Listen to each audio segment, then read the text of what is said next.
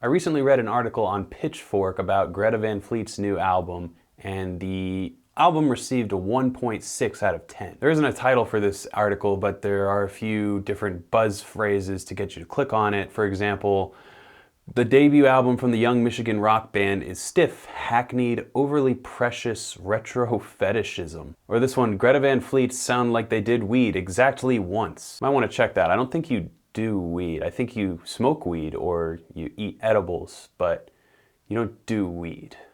It's not the way to say that.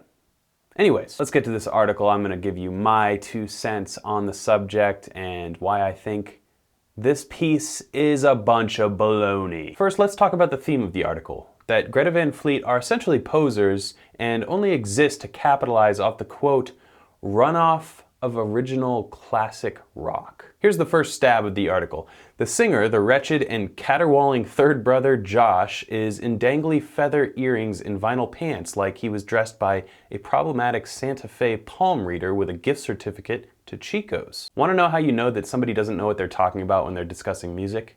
When the first thing they say isn't about the music, it's about the musicians' outfits. That's like somebody going to a Metallica show and Metallica's playing Master of Puppets and all the person can say is, wow, black boots, black pants, black shirt. These guys are really milking this metal image. Real original, bro. The article goes on with the same tired notion about the similarities between Greta Van Fleet and Led Zeppelin, a subject that I've already laid to rest in a previous video that I made about Greta Van Fleet.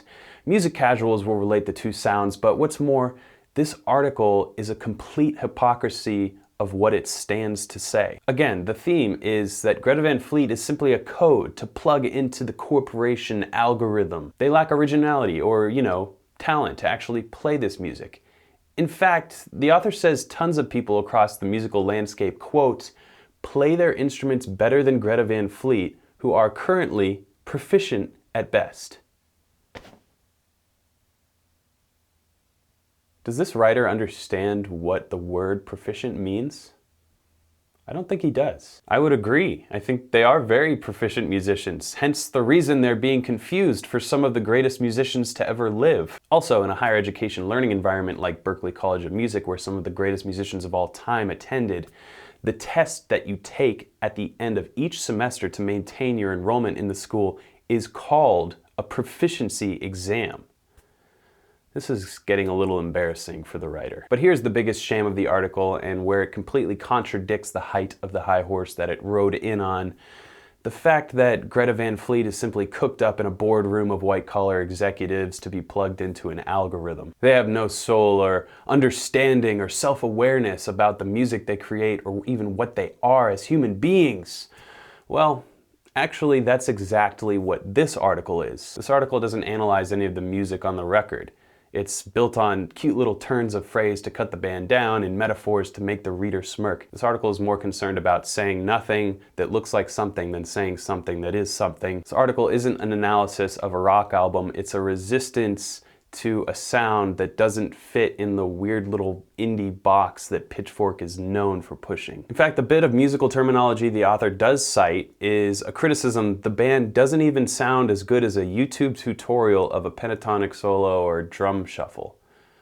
That analysis is lazier than a sloth on OxyContin. See what I did there? I made a metaphor with an edgy drug reference and an insult built in. I can see why the writer does this. It's actually kind of fun. Let me simplify this whole subject for the writer and anyone who may share his sentiments. Here's how you can tell if a band is good. If they can play well live. Greta Van Fleet is selling out shows all over the world, so go and see them and let me know what you think of them. I saw a performance of theirs in Austin City Limits where they played everything perfectly, note for note. And I'm not going to mention the fact that these kids are like in their early 20s. Wait, I just did. Sorry. The bottom line is that Greta Van Fleet write their own music, they wear their influences on their sleeve, and they are bringing an awesome sound back to its rightful place among popular music. Look, you can critique a band if you don't like their music. I'm not saying you shouldn't be able to say negative things about a band if you don't like their music, but hiding behind the lethargic ignorance that is outlined in this article, well, it just is holding back progress. And I say to the author, Jeremy Larson, put that in your pipe and smoke it. And stop disparaging my last name, damn it. What do you think? Am I a little overheated about this article? I probably am. I have no ill will personally towards anybody, including the writer Jeremy. I'm sure he's a great guy and has great taste in music most of the time, but I just want to share my opinion as well. What do you guys think? Leave a comment down below and let me know. Oh, by the way, I guess I should say something about the new Greta Van Fleet album. I love it. I think it's awesome. It rocks. Age of Man, Lover Leaver, Taker Believer, and The New Day are a few of my favorites. So check it out. I would go try and see them live. I'm going to try and see them live when they come around the US. They're in Europe or something right now. Anyways, here's your Greta Van Fleet fanboy signing off. Until next time, keep shredding.